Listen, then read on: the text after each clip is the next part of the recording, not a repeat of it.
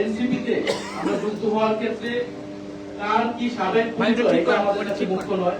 কে আগে কোন রাজনৈতিক দল বা সংগঠন করে এসেছে, ছাত্র দল হোক, ছাত্র শিবির হোক, ছাত্র অধিকার পরিষদ, ইভেন কি ছাত্রলীগ হোক, কার সাবেক পরিচয় এটা আমাদের কাছে মুখ্য নয়। আজকে থেকে যখন কেউ এনসিপিতে আসবে সে এনসিপি সংগঠন, এনসিপি নেতাকর্মী হিসেবে কাজ করবে, এনসিপি আদর্শকে ধারণ করে কাজ করবে। তবে কোন ফ্যাসিজমে অংশগ্রহণকারী, গণহত্যায় অংশগ্রহণকারী, গণহত্যাকে সমর্থনকারী, চাঁদাবাজ, দুর্নীতির যারা অভিযুক্ত, সন্ত্রাস, এই ধরনের কোন ব্যক্তি কখনোই এনসিপিতে আসতে পারবে না, এনসিপিতে থাকতে পারবে না।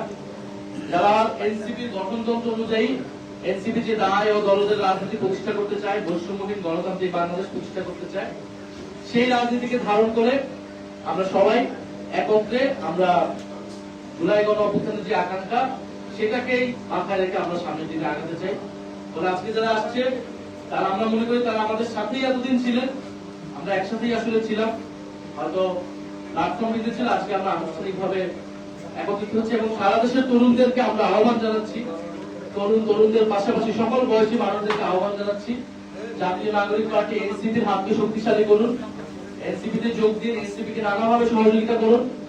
এনসিপি এখনো সংস্কারের পক্ষে দৃঢ় ভূমিকা রেখে যাচ্ছে, বিচারের প্রশ্নে আমাদের ভূমিকা থাকবে, বাংলাদেশের সার্বভৌমত্বের প্রশ্নে ভূমিকা রাখবে। সর্বোপরি বাংলাদেশকে নতুন কোন স্বৈরতন্ত্রের যাতে উদ্ভব না ঘটে এই জন্য তরুণদেরকে ভূমিকা রাখতে হবে এবং বাংলাদেশের মানুষ গণভোটের রায় দিয়েছে সংস্কারের পক্ষে, সেই রায়কে আমাদেরকে অবশ্যই বাস্তবায়ন করতে হবে, জনগণকে তার অধিকার ফিরিয়ে দিতে হবে।